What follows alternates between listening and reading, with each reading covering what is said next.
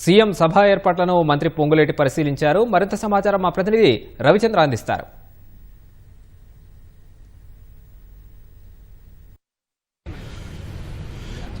చారిత్రక నగరి ఓరుగల్లో కాంగ్రెస్ ప్రజాపాలన విజయోత్సవాలకు సర్వం సిద్ధమైంది. మరి కాసేపట్లో సభ ప్రారంభమవుతుంది. ముఖ్యమంత్రి మరి కాసేపట్లో రానున్నారు.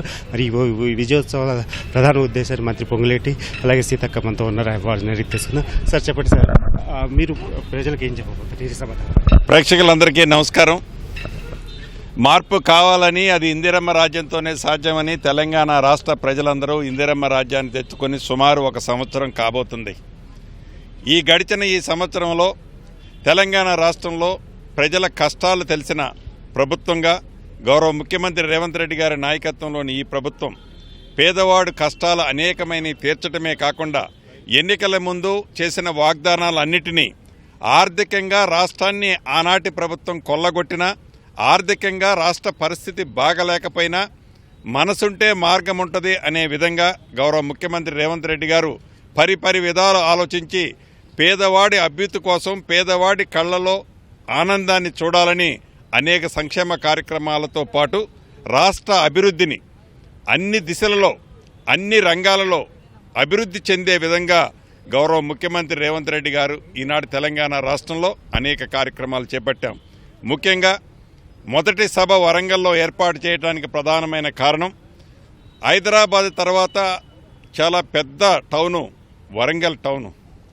ఎప్పుడో వరంగల్ టౌన్లో ఉండే ప్రజలతో పాటు వరంగల్ పరిసర ప్రాంతాల్లో ఉండే లక్షలాది మంది కుటుంబాలు ఏదైతే ఈ వరంగల్ని డెవలప్ చేసే దాంట్లో ఆనాటి ప్రభుత్వం నిర్లక్ష్యం వహిస్తే, ఆనాటి ప్రభుత్వం రాళ్ల వరకే శంకుస్థాపనల వరకే చేసి వదిలేస్తే ఈ ప్రభుత్వం వాటన్నిటినీ పూర్తి చేసే దాన్ని బాధ్యత చేపట్టి, ఉదాహరణకి కాళోజీ కళాక్షేత్రమే చూద్దాం.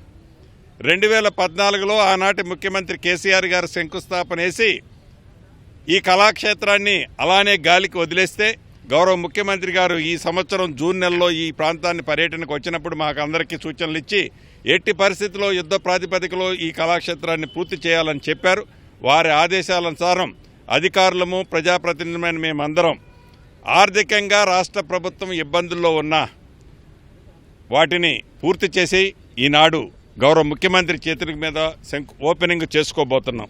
ఇలా అనేక అభివృద్ధి కార్యక్రమాలని ఈనాడు గౌరవ ముఖ్యమంత్రి గారు ఇక్కడ శంకుస్థాపనలు ఓపెనింగ్లు చేయబోతున్నాం. ఒకటైతే నిజం, పేదోడు